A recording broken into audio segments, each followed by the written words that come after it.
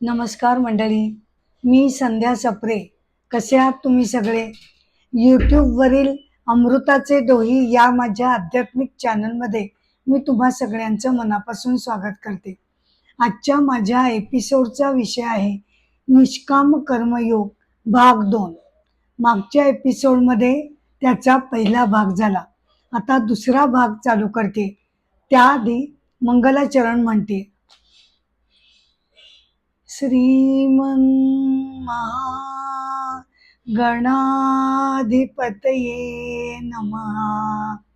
वक्रतुंड महाकाय सूर्यकोटि समप्रभ निर्विघ्नं कुरु मे देव सर्वकार्येषु सर्वदा. आपदापहर्तारं दातारं सर्वसंपदां लोकाभिरामं श्रीरामं भूयो भूयो नमाम्यहं. कृष्णाय वासुदेवाय हरये परमात्मने प्रणतक्लेशनाशाय गोविंदाय नमो नमः. नमो देवे महादेवे शिवाये सततं नमः. नमः प्रकृते भद्राये नियतः प्रणतः स्वताम्. समचरण सरोजं सान्द्रनीलाम्बुदाभं जगन्वितपाणिं मण्डनं मण्डनानां तरुणतुलसीमाला कंधरं कंजनेत्रं सदयधवलासं विठ्ठलं चिंतयामि.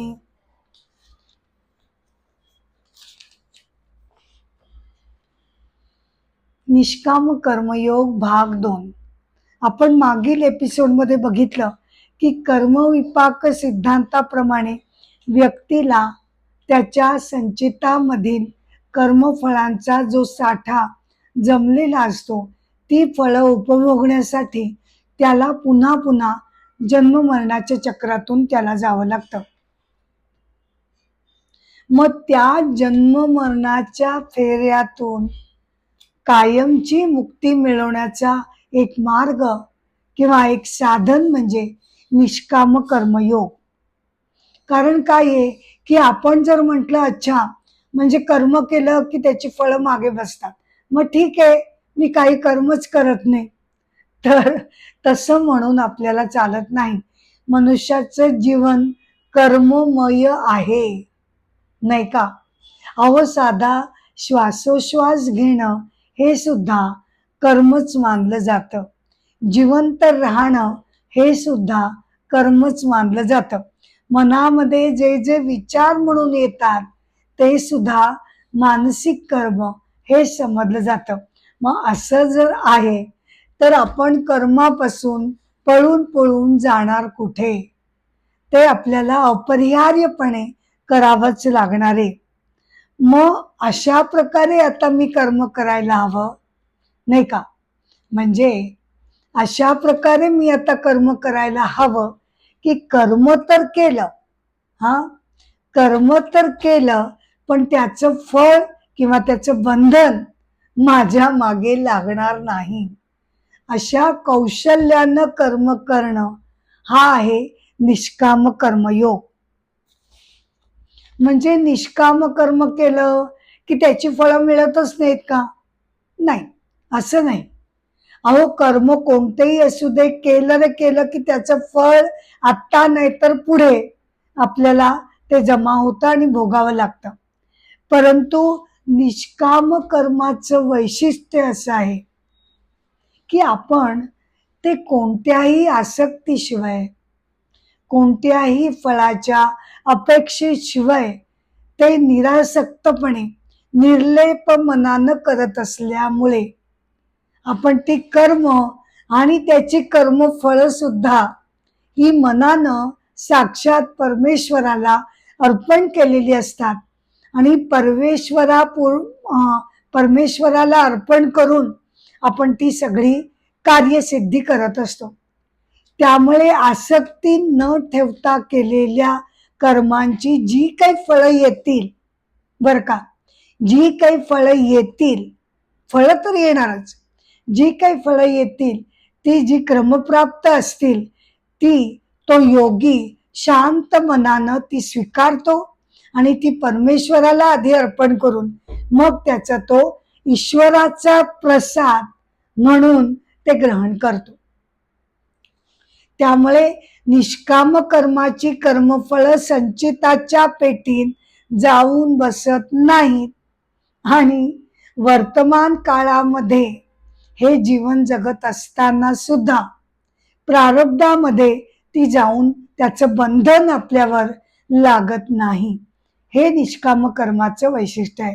मग त्याचं फळ काय आहे तर त्याचं फळ आपण स्वतः मागत नसल्यामुळे असं म्हटलं जातं की परमेश्वरच दयाळू कृपाळू होऊन आपल्याला तो भरभरून त्याचं फळ तो आपल्याला देत असतो. का? कारण आपण ते मागितलेलं नाही, त्याची इच्छा केलेली नाही.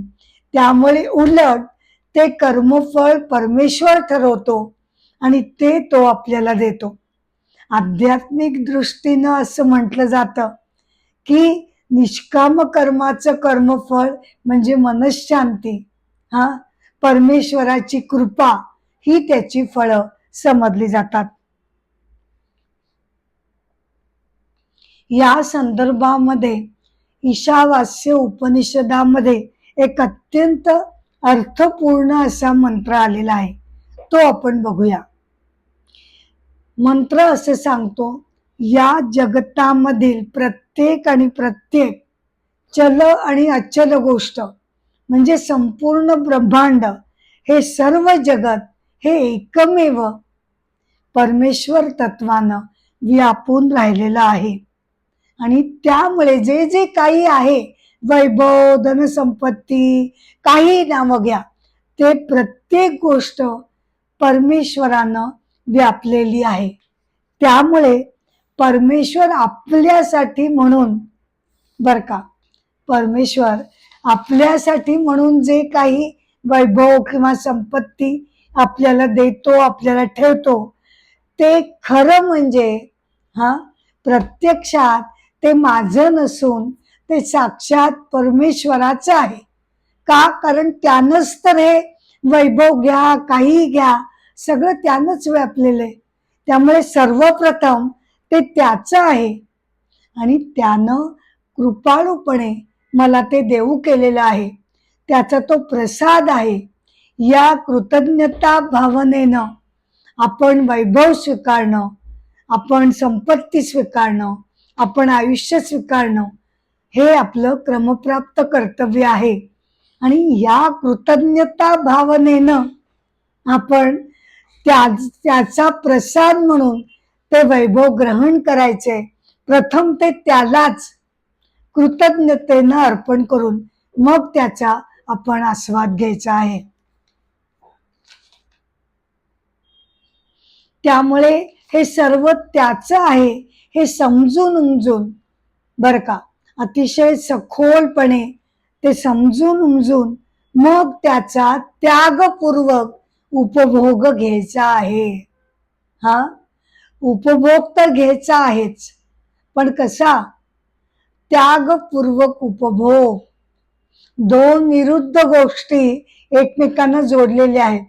त्याग आणि उपभोग दोन्ही परस्पर विरुद्ध शब्द जोडून त्याला एकत्र आणलेला आहे.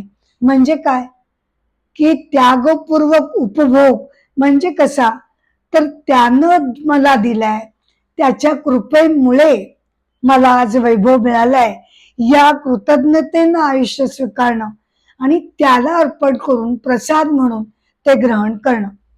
तेन त्यक्तेन भुंजितः म्हणजे हे वैभव जे मला मिळालंय ते माझं एकट्याचं नाही. प्रथम ते ईश्वराचं आहे, मग ते माझं आहे आणि माझं सुद्धा ते एकट्याचं नाही. का? कारण मी काही एकटा समाजामध्ये आलो नाही, वाढलो नाही. माझी जी जडणघडण झाली ती समाजानं केलेली आहे. त्यामुळे समाजाप्रती कृतज्ञता म्हणून समाजाचं देणं, त्याची बांधिलकी मनामध्ये लक्षात ठेवून समाजाचं देणं त्याला देणं, आपल्या वैभवातील काही भाग लोक कल्याणासाठी म्हणून बाजूला ठेवणं, हे करून झाल्यानंतर मगच आपण आपल्या वैभवाचा उपभोग घ्यायचा हवा. यावरून मला एक छोटीशी कथा तुम्हाला सांगावीशी वाटते.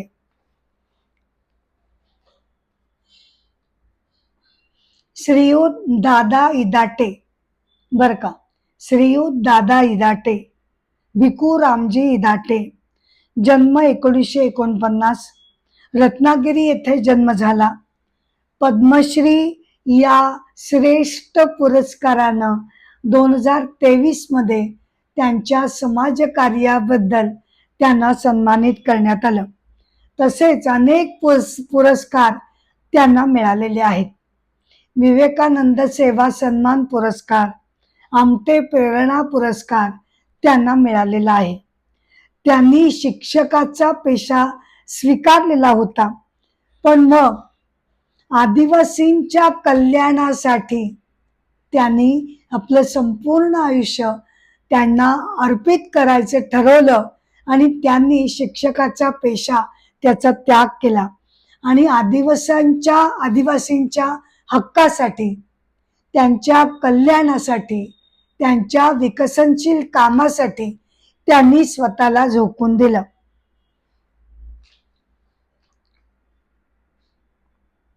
भटके विमुक्त विकास परिषदेचे ते अध्यक्ष होते. आदिवासींच्या हक्कांसाठी आणि मान सन्मानासाठी त्यांनी भटके विमुक्त विकास परिषद त्यांनी स्थापन केली. सावित्रीबाई फुले शिक्षण प्रसारक मंडळ त्यांनी 1992 मध्ये चालू केलं. इदाटे कमिशनची महाराष्ट्र सरकारनं आदिवासी कल्याणासाठी स्थापना केली, त्याचे ते अध्यक्ष होते. त्यामध्ये त्यांनी आदिवासींच्या विकसनासाठी अनेक सूचना केलेल्या होत्या. असे हे श्रेष्ठ समाजसेवक दादा इदाटे, की ज्यांनी निरलसपणे, आपण निष्काम कर्मयोग बघतोय, तर निष्काम वृत्तीनं दादा इदाटेंनी आदिवासी लोकांच्या कल्याणासाठी त्यांनी कार्य केलं.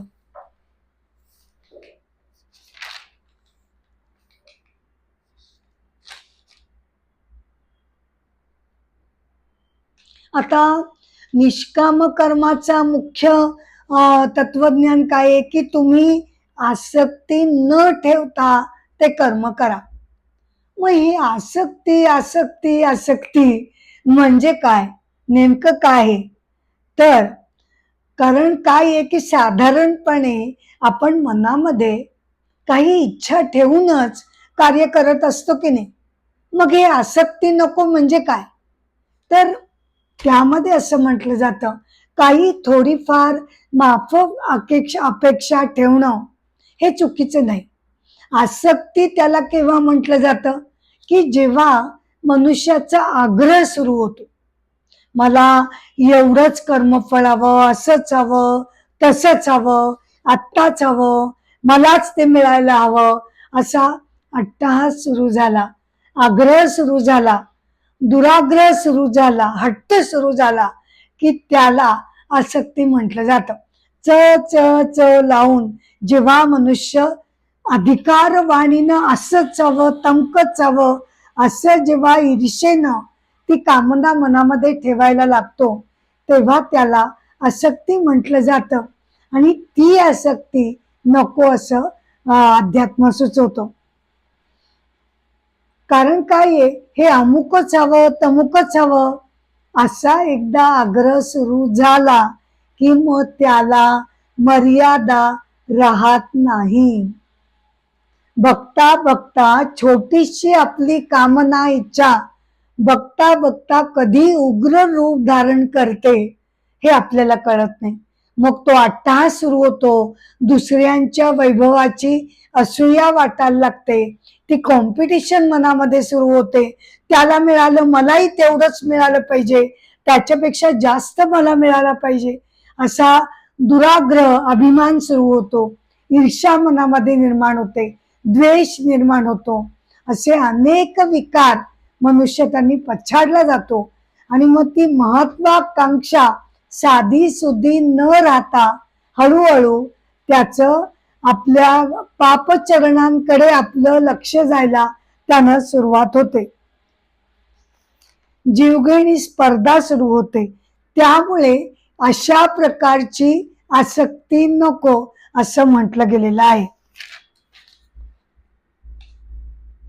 हो, पण मनामध्ये काही कामनाच नाही मी ठेवली तर माझ्या हातून कर्म कसं काय नीट होणार, नाही का, असा मनामध्ये प्रश्न येतो. कामना इच्छा मनात आहेत, त्यांचा जोर आहे कर्म करायला. तोच जर जोर राहिला नाही तर मग कसं होणार? तर बरोबर उलट समीकरण आहे. आपल्याला काय वाटतं, इच्छा फलाशा भरपूर भरपूर मनामध्ये हवी म्हणजे कार्य जोरात जोरात जाईल. तर त्याच्या विरुद्ध आपण जर निरपेक्ष शांत चित्त वृत्तीनं केवळ आणि केवळ त्या कर्म कसं चांगलं घडेल, कसं मला चांगलं करता येईल याच्यावर आपण लक्ष केंद्रित केलं, एकाग्रतेनं कर्म अत्यंत सुंदर करण्यासाठी शांत चित्त मन ठेवलं तर ते कर्म उत्कृष्ट कर्म म्हणून गणलं जाईल. का? कारण आपलं मन तेव्हा मला यातनं किती लाभ होईल, केव्हा मिळेल, केव्हा पैसे मिळतील, केव्हा अमुक गोष्ट मिळेल, या सगळ्या चिंता, या आसक्ती न ठेवल्यामुळे सगळ्या चिंता आपण दूर फेकून देतो. काय व्हायचं असेल ते नंतर बघू, आता मला कर्म आसक्ती विरहित शांत मनानं करायचंय, हा आपण आग्रह ठेवला की ते कर्म उत्कृष्ट होतं. आणि मनामध्ये कोणत्याही अपेक्षांचा गोंधळ नसल्यामुळे आपलं मन सैरावैरा इतर ठिकाणी इतर 10 गोष्टींकडे ते धावत नाही.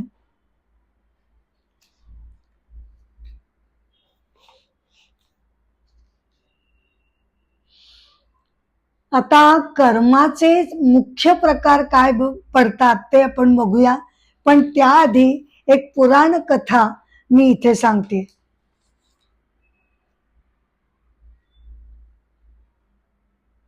महर्षी मार्कंडेय याची कथा आपण बघूया. महर्षी मुरकुंडू आणि त्यांची पत्नी मरुद्वती यांना बरेच काळ अपत्य प्राप्ती झाली नव्हती.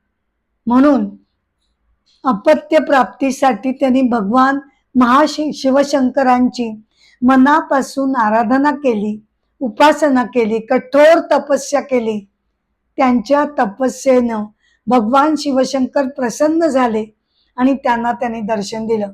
बोल वत्सा, काय हवंय?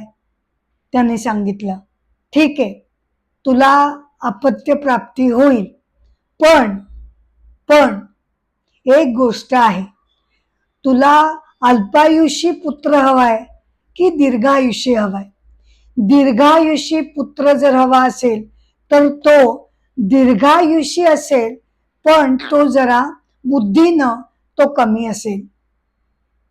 पण जर लखलखत्या बुद्धिमत्तेचा पुत्र जर तुला हवा असेल, ज्याची कीर्ती सगळ्या असं म्हणतात पसरेल, असा कीर्तिवंत पुत्र जर तुला हवा असेल तर तो मात्र अवघ्या 16 वर्षांचं आयुष्य त्याला लाभणार आहे. अल्पायुष्य हवाय की दीर्घायुष्य? महर्षी मुरकुंडू आणि त्यांच्या पत्नीनी त्यावर विचार केला आणि मग ते म्हणाले की आम्हाला अल्पायुषी पण कीर्तिवंत, यशवंत, बुद्धिमंत अशा पुत्राची आम्हाला अपेक्षा आहे. तथास्तु म्हणून भगवान शिवशंकर अंतर्धान पावले.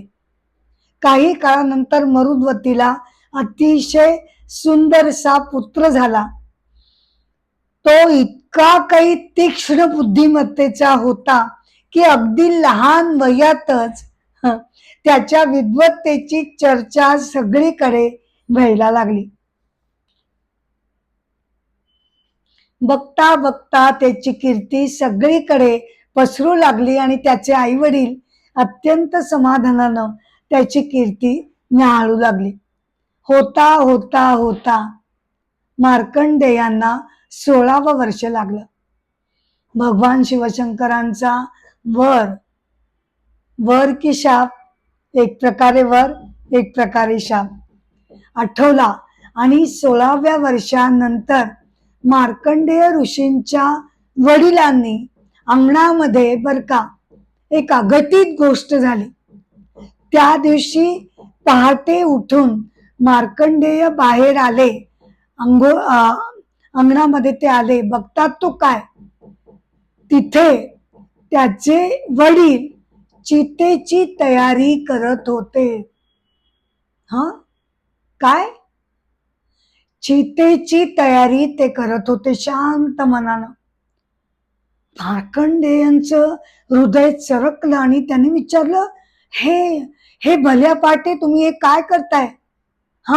कुणाची तुम्ही चिता रचताय, काय झालं? तेव्हा त्याचे वडील शांत मनाने म्हणाले की हो बाळा, चिता मी रचतोय, तुझी चिता मी रचत आहे. काय? मार्कंडेय ऋषींचा त्यांच्या कानावर विश्वासच बसला नाही. वडील असं काय सांगतायत? तेवढ्यात त्याची माताही बाहेर आली आणि ती म्हणाली, हो बाळा, भगवान शिवशंकरांनी आम्हाला तसं सांगितलेलं आहे की तू अल्पायुषी ठरणार आहेस. मार्कंडेयाने आश्चर्यानं विचारलं, पण तुम्हाला तर जराही काही दुःख झालेलं दिसत नाहीये. नाही बाळा, आम्ही विचारपूर्वक हा निर्णय घेतलेला होता आणि आम्हाला खात्री आहे की प्रत्येक जन्मामध्ये आम्हाला तुझीच प्राप्ती होईल. तुझ्यासारखाच दिव्य तेजस्वी ज्ञानी मुलगा आम्हाला प्राप्त होईल. त्यामुळे तू आमचं जीवन धन्य केलेलं आहेस. आज तुझ्या कीर्तीमुळे आम्हाला लोक ओळखू लागलेली आहेत. शांत मनानं त्याच्या वडिलांनी मनातील जे दुःखाचे कड दाटून आले ते बाहेर जराही न दाखवता त्यांनी शांत मनानं मुलाला उत्तर दिलं. मार्कंडेय ऋषींनी ओळखलं, आपल्या आई वडिलांची जीवाची तगमग त्यांनी जाणली आणि ते काही न बोलता शांत मनानं त्यांनी भगवान शिवशंकरांचं नामस्मरण करायला सुरुवात केली. अगदी लहानपणापासून ते ओम नमः शिवाय या महामंत्राचा अत्यंत श्रद्धेनं दृढतेनं जप करत असत. मार्कंडेयच्या वडिलांनी विचारलं, हे तू काय करतोयस? नाही, मी भगवान शिवशंकरांची तपस्या करतोय, त्यांचं नामस्मरण करतोय आणि त्यांना प्रार्थना करीन की आपण कृपया माझा आयुष्याचा कालावधी वाढवावा. अरे पण हे कसं शक्य आहे? कारण त्यांनीच तर आम्हाला तो वर दिलाय. नाही, माझी खात्री आहे, माझी त्यांच्यावरची परम भक्ती त्यांना माहिती आहे. मला आशा आहे की ते माझी विनंती मान्य करतील. आणि अत्यंत श्रद्धेनं विश्वासानं मार्कंडेय ध्यानस्थ बसले आणि शिवशंकरांची ते ओम नमः शिवाय या जपानं ते त्यांचं नामस्मरण करू लागले. थोड्याच वेळात यमराजाचे दूत आले बर का. यमराजाचे दूत त्यांना नेण्यासाठी आले, परंतु काही केल्या ते त्यांना नेऊ शकेनात. साक्षात यमराज तिकडे आले, परंतु त्यांच्याच्यानं सुद्धा मार्कंडेयांचा जीव जाता जाईना. यमराज आलेत म्हटल्यानंतर भगवान शिवशंकर आपल्या भक्ताच्या रक्षणासाठी तिथे हजर झाले आणि त्यांनी यमाला आज्ञा केली, हे बघ, तू आल्या पावली घरी परत जा, माझ्या भक्ताला हात लावायचा नाही. काय असं काय म्हणता तुम्ही? अहो, तुम्हीच तर आज्ञा केली होतीत ना की 16वं वर्ष लागलं की त्याचा मरण काल येईल. हो, पण मीच तुम्हाला सांगतोय की मला त्याला चिरंजीव करायचं आहे, इमॉर्टल, अमर. त्याला मरण येणार नाही. यमराज अस्वस्थ झाले आणि ते त्यांच्याशी भांडू लागले की तुम्ही माझ्या कार्यामध्ये हस्तक्षेप करू नका. भगवंतांना शिवशंकरांना सुद्धा राग आला आणि क्रोधीतून त्यांनी एक अघटित असं काहीतरी केलं बर का. अत्यंत चिडून त्यांनी यमालाच त्यालाच त्यांनी मरण सदनी पाठवलं. यमाचाच मृत्यू झाला. हो, यमाचाच मृत्यू झाला. हे काय भलतच. ब्रह्मांडामध्ये हाहाकार उजाडला. सगळे जण आरडाओरडा करू लागले. देव सगळे हजर झाले आणि म्हणाले अहो भगवान तुम्ही हे काय केलं. यमच राहिला नाही तर ब्रह्मांडामध्ये हे कसं काय त्याचं संरक्षण होणार, संवर्धन होणार आणि संवाद हा कसं काय घडू शकणार. असं तुम्ही काहीतरी अघटित करू नका. यमराजाला जीवनदान द्या. भगवान शिवशंकर शांतपणे म्हणाले ठीक आहे, यमराजांना एका अटीवर मी जिवंत करीन की त्यांनी मार्कंडेयाला हात लावता कामा नये. तो माझा परमभक्त आहे आणि त्याला मी चिरंजीवित्वाचा आशीर्वाद दिलेला आहे. काय करणार. यमराजांनी ती इच्छा मान्य केली आणि मार्कंडेय ऋषी हे चिरंजीव पदाला प्राप्त झाले.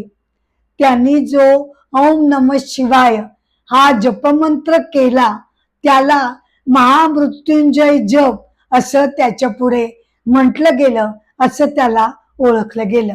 असे हे महर्षी मार्कंडेय.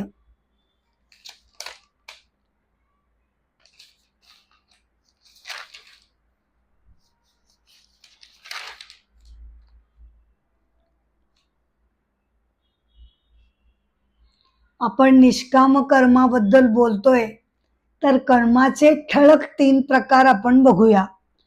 कर्म म्हणजे ज्याचे त्याचे विहित कर्म म्हणजे काय, ज्याचा जो काय नोकरी धंदा व्यवसाय असेल तो. विकर्म म्हणजे काय, विपरीत कर्म, अयोग्य कर्म, ते कोणीच करू नये.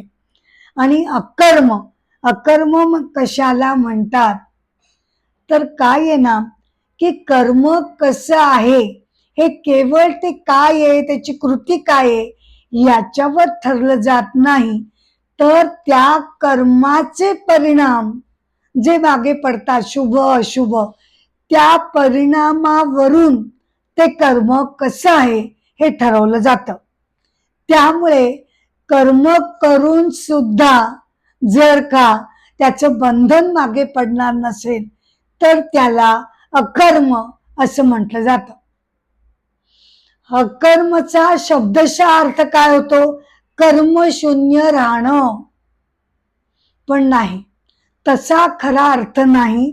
तर जे कर्म केल्यानंतर सुद्धा त्याची कर्मफळ आपल्याला लागणार नाहीत त्या कर्माला म्हणजेच निष्काम कर्माला अकर्म असं म्हटलं जातं.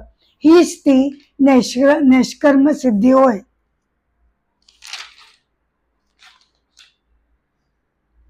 हा श्रेष्ठ असा निष्काम कर्मयोग भगवंतांनी भगवद्गीतेमध्ये अर्जुनाला सांगितला.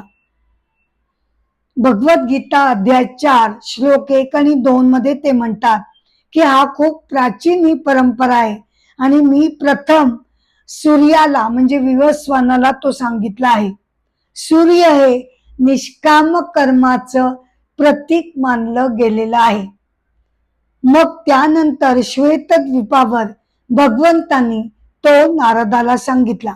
असं वर्णन महाभारतामध्ये नारायणीय धर्मामध्ये ते आलेलं आहे.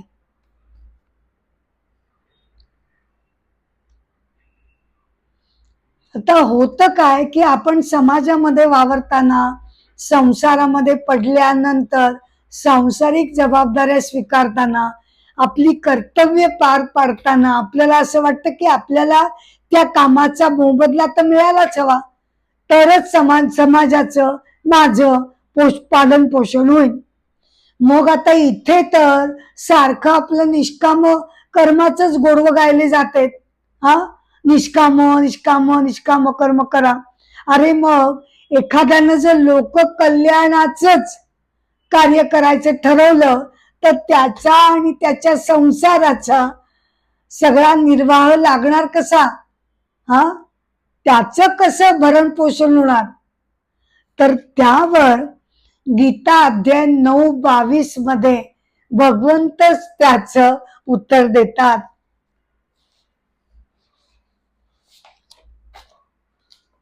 आपल्याला जी शंका पडते की निष्काम केलं तर, मी जर निष्काम वृत्तीने कर्म केलं तर माझ्या स्वतःच्या संसाराचं काय होणार? हा, तर भगवंत त्याच्यावर भगवद्गीता अध्याय 9 श्लोक 22 मध्ये म्हणतात, जे माझे अनन्य भक्त आहेत, जे सगळी कर्म मला अर्पण करून मग कर्म करतात, त्यांचा योगक्षेम मी वाहवत असतो. काय म्हणतात ते? त्यांचा योगक्षेम. योगक्षेम म्हणजे काय? संसाराचा निर्वाह सांभाळणं, म्हणजेच त्याच्या पालन पोषण भरणाची जबाबदारी सांभाळणं. योग म्हणजे न मिळालेली वस्तू मिळणं आणि क्षेम म्हणजे सांभाळणं. म्हणजे थोडक्यात अर्थ असा की संसारिक जे काही आपल्याला खर्च असतात, आपलं भरण पोषण नीट व्हावं ही जी आपली इच्छा असते, त्याला योगक्षेम असं नाव दिलं जातं. आणि जो मनुष्य निस्वार्थी बुद्धीनं करतो त्याचा योगक्षेम मी वाहवत असतो. म्हणजे सांसारिक गोष्टीमध्ये या योगीला काहीही कमी पडणार नाही असं भगवंत आपल्याला आश्वस्त करतात. फक्त होतं काय की आपले प्रयत्न मात्र सतत त्यामध्ये सातत्य हवं. आपण जर मनापासून कष्ट केले तर ते कष्टच ईश्वरीय प्रसाद म्हणून आपल्याला परत मिळतात. योगक्षेमम वहाम्यम, वाहतो म्हणजे काळजी घेतो, चालवतो वगैरे नाही, वहाम्यहम असं भगवंतानी शब्द वापरलाय. अक्षरशः मी काळजी वाहतो. तर याच्यावरनं एक छोटीशी कथा मी तुम्हाला सांगते. पंडित जगन्नाथ मिश्र, जे साधारणपणे 8व्या ते 10व्या शतकामध्ये जे होऊन गेले, ज्यांनी भगवद्गीतेवर भाष्य केलं, असे पंडित जगन्नाथ मिश्र भगवद्गीतेचं भाष्य करताना वहाम्यम या शब्दावर ते विचार करू लागले, अडखळले. वहाम्यम, भगवंतांनी असं म्हणावं की त्या योगीची मी काळजी वाहतो? नाही, काळजी करतो, त्याच्याकडे बघतो वगैरे ठीक आहे, पण लिटरली ती काळजी मी वाहतो माझ्या डोक्यावरनं, हे काही मला हा शब्द बरोबर नाही वाटत. काळजी करतो वगैरे म्हटलं असतं तर ठीक आहे, असा त्यांच्या मनात विचार आला आणि त्यांनी वहाम्यम या शब्दावर 3 लाल रेघा त्यांनी ओढल्या आणि नंतर ते अस्वस्थ मनाने जरा बाहेर पडले. बाहेर जेव्हा ते जाऊ लागले तेव्हा त्यांची पत्नी म्हणाली, अहो बाहेर ना काही अन्नधान्य घेऊन या, घरामध्ये काही सुद्धा नाहीये. बर म्हणाले. ते पुढे गेले आणि थोड्याच वेळात एक 10 वर्षाचा अत्यंत तेजस्वी असा मुलगा, बर का, एक असा तेजस्वी मुलगा त्यांच्या घरी आला. म्हणजे ही आख्यायिका, ही कथा असं सांगते की तो तेजस्वी मुलगा त्यांच्या घरी आला आणि त्याच्या डोक्यावर सगळं अन्न धान्य, सगळं जरुरीचं सामान त्यानं वाहून आणलेलं होतं, बर का. आणि तो म्हणाला, हे घ्या. त्यांची पत्नी म्हणाली, हे काय, हे सामान कोणी आणलं, तू का आणलंस? नाही, तुमचे पतीच मला रस्त्यात भेटले, त्यांनी मला सांगितलं म्हणून मी हे वाहून आणलं. आणि त्यांनी ते सामान सगळं ठेवलं.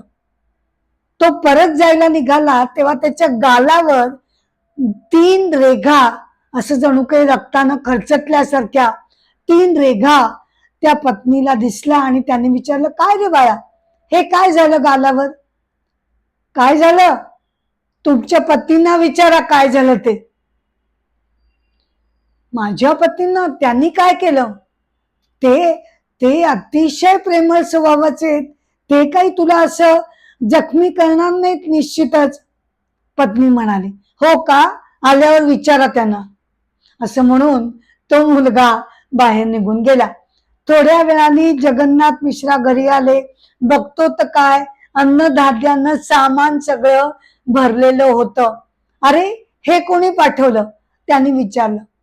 एक मुलगा डोक्यावर सगळं सामान वाहून घेऊन आला. पण तो म्हणाला की त्याच्या गालावर 3 लाल रेघा ओढलेल्या दिसल्या, म्हणून मी विचारलं. तर म्हणाला, विचारा तुमच्या पतींना काय केलं त्यांनी ते. हे ऐकल्याबरोबर जगन्नाथ मिश्रांच्या डोळ्यातून अश्रू वाहू लागले. त्यांना आठवलं, आपण वहाम्यम या शब्दावर 3 लाल रेघा मारलेल्या होत्या आणि त्या तेजस्वी मुलाच्या गालावर सुद्धा 3 लाल रेघा उठलेल्या त्यांच्या पत्नीला दिसल्या. ते मनातल्या मनात अतिशय खजील झाले. वरती गेले. अपार श्रद्धेनं त्यांनी भगवंताला नमस्कार केला. देवा, मी तुझ्यावर शंका घेतली. कुणावर घेतली? प्रत्यक्ष भगवंतांच्या शब्दांवर मी शंका घेतली की वहाम्यम हे कसं काय योग्य आहे. त्याची प्रचिती तू मला आज प्रत्यक्ष दिलीस.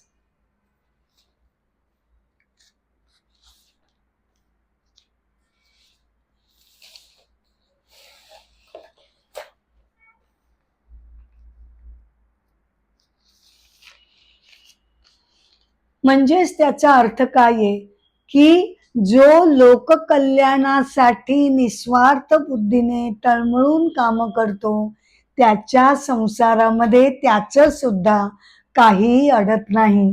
त्याचाही संसार व्यवस्थित होतो. त्याच्या कर्मांच्या मुळे साक्षात ईश्वरी कृपा प्रसाद अशा महात्म्याला लाभत असतो. यावरून एक कथा मी तुम्हाला सांगते. कर्मवीर भाऊराव पाटील, जन्म 1887, मृत्यू 1959. त्यांचा जन्म कोल्हापूरमधील कुंभोज या गावी झाला. त्यांच्या मनावर छत्रपती शाहू महाराजांचा खूप मोठा प्रभाव पडला होता. त्यांनी स्वतः भाऊराव पाटीलांना त्यांच्या महालामध्ये शिक्षण घेण्यासाठी ठेवून घेतले होते. त्यांची व्यवस्था केली होती.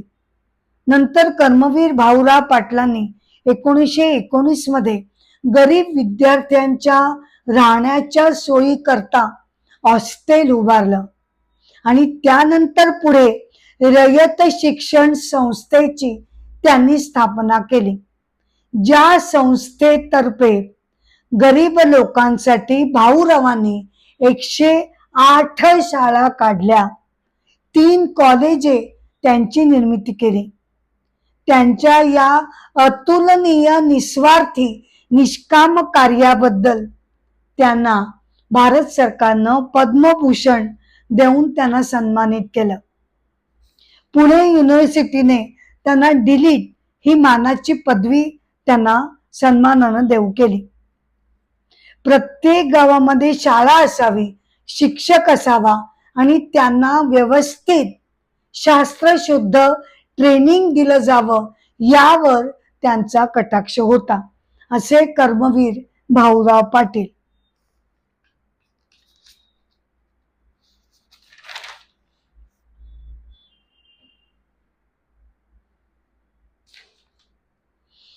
काय होतं ना की आपण जी कामना ठेवून कर्म करतो तेव्हा माझ्यातला जो अहंकार आहे तो त्यानं सुखावत असतो. मी करणारा, मी करता, मी भोगता असा तो सतत स्फुरण पावत असतो आणि पुन्हा पुन्हा अनेक कामना निर्माण करून आपल्याला त्या कर्मांच्या साखळीमध्ये तो आपल्याला अडकवत असतो. याच्या उलट निष्काम कर्म मध्ये काय घडतं, तर तो महात्मा सर्व समाजाकडे आत्मीयतेनं बघू लागतो. हे सगळे माझेच तर आहे.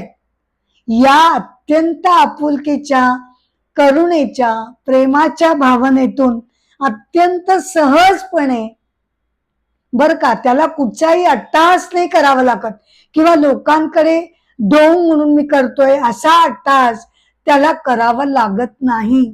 तो अत्यंत सहज स्फूर्त होऊन लोकांच्या करुणेपायी त्यांच्या कल्याणासाठी तो झटत असतो. म्हणूनच त्याला कर्मभास असं सुद्धा म्हटलं जातं. मुंडक उपनिषदामध्ये तर असं म्हटलेलं आहे, बर का, मुंडक उपनिषदामध्ये असं म्हटलेलं आहे की जो मनुष्य केवळ आणि केवळ स्वतःच्याच आणि स्वतःच्या कुटुंबाकरताच सगळं काही करतो, त्याच्या जेव्हा तो स्वतःपुरतं स्वार्थी नजरेनं सगळं करत असतो, अशा कर्त्याचे, बर का, अशा कर्त्याचे 7 लोक नष्ट होतात. म्हणजे काय, तर तो जे स्वार्थी कर्म करत आयुष्य जगत असतो, फक्त स्वार्थी कर्म, लोकांचा विचार नाही, समाजाचा विचार नाही, केवळ आपण आणि आपलं कुटुंब या मर्यादित भावनेनं जेव्हा तो आयुष्य जगत असतो, तेव्हा हे उपनिषद सांगतं की त्याच्या 7 लोक त्याची नष्ट होतात, त्याचे आशीर्वाद मिळत नाहीत.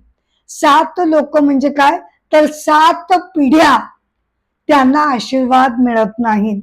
7 कोणत्या, मागच्या 3 पिढ्या, पुढच्या 3 पिढ्या आणि त्याची स्वतःची पिढी, असं धरून 7 पिढ्यांना या स्वार्थी वृत्तीमुळे आशीर्वाद लाभत नाहीत.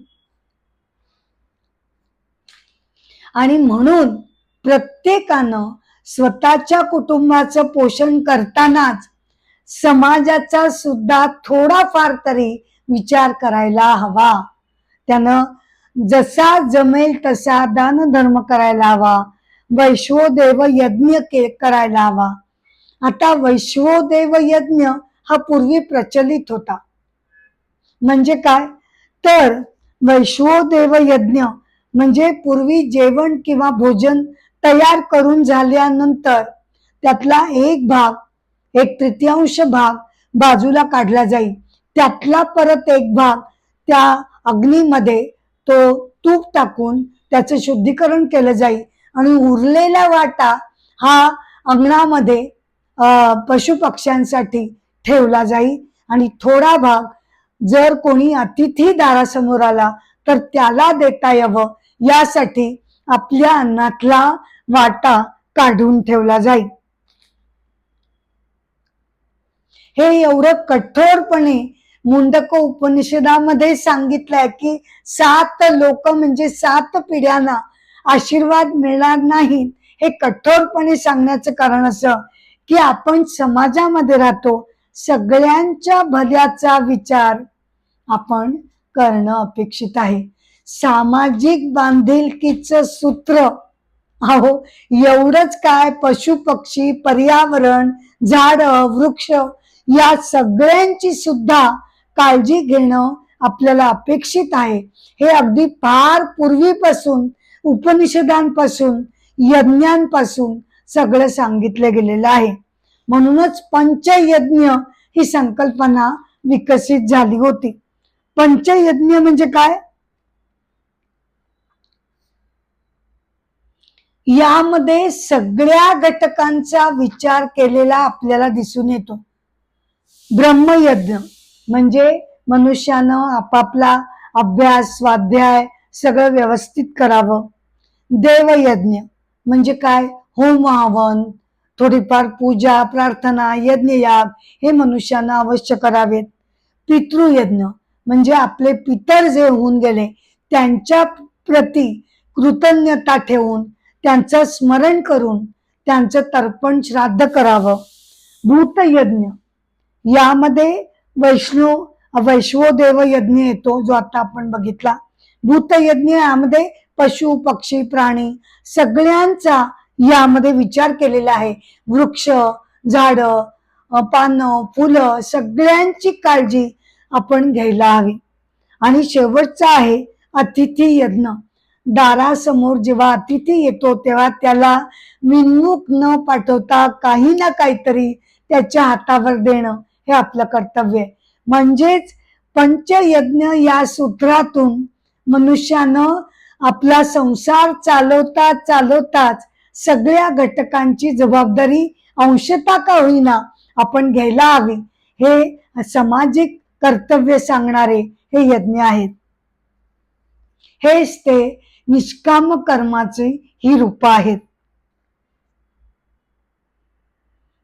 म्हणजेच यज्ञ ही संकल्पना केवळ यज्ञामध्ये आहुती देण्यासाठी नाही, तर त्यावेळेला इदम न मम असं जे आपण म्हणतो त्याला खोल अर्थ आहे. इदम न मम हे माझं नाही.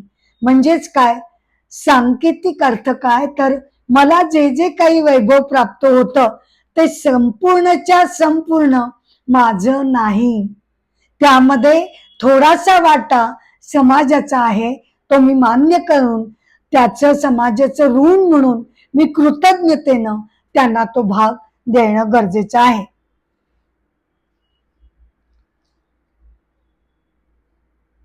म्हणजे संसारी माणसानं सुद्धा निष्काम कर्मरूपी यज्ञाचा आरंभ करावा, सुरुवात तरी करावी, असं उपनिषद आणि भगवद्गीतेचं आपल्याला सांगणं आहे. तर असं आहे हे मोक्षदायी निष्काम कर्म. म्हणूनच तर भगवंतांनी गीता अध्याय 18 श्लोक 46 मध्ये म्हटलंय की आपण आपल्या स्वकर्तव्याप्रमाणे,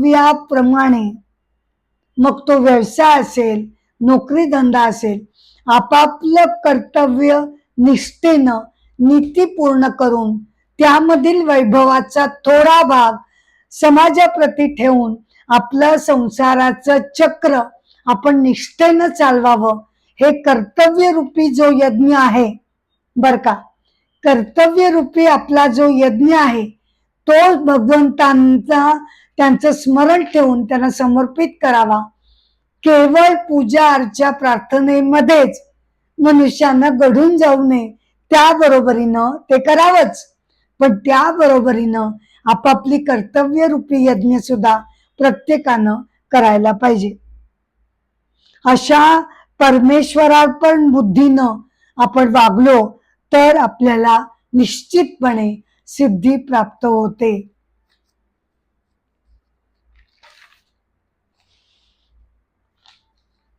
निष्काम कर्म एपिसोड 2 या एपिसोडची सांगता मी एका कथेनं करते. कथा आहे संत एकनाथ महाराज. जन्म पैठणला झाला. 1533 मध्ये जन्म, मृत्यू 1599. संत भानुदास हे त्यांचे पणजोबा होते. वडील सूर्यनारायण, आई रुक्मिणी देवी. संत एकनाथ महाराज अगदी लहान असतानाच त्यांच्या आई वडिलांचं निधन झालं आणि आजोबांनी त्यांचा सांभाळ केला. बालवयामध्येच ते गुरुच्या शोधार्थ बाहेर पडले आणि दौलताबाद किल्ल्यामध्ये अधिकारी असलेल्या जनार्दन स्वामींसमोर ते हात जोडून उभे राहिले. मग त्यांचे ते शिष्य झाले.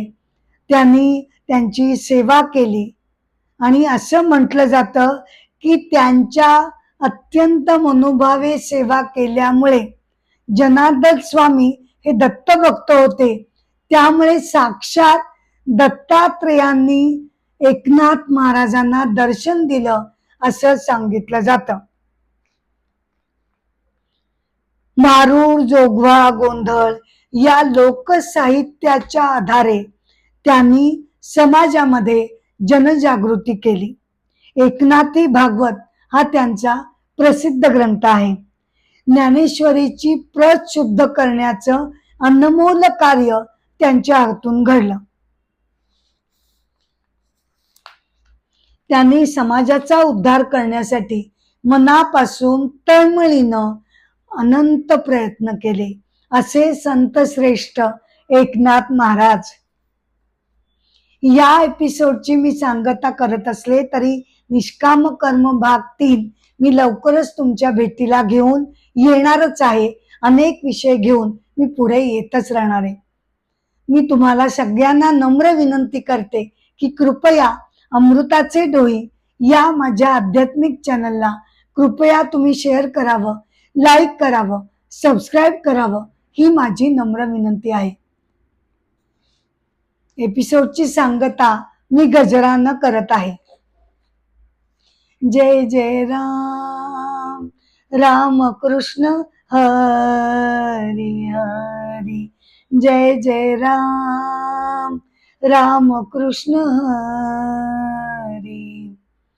राजा राम कृष्ण हरी, राजा राम कृष्ण हरी हरी, जय जय राम राम कृष्ण हरी, जय जय राम राम कृष्ण हरी हरी. नमस्कार.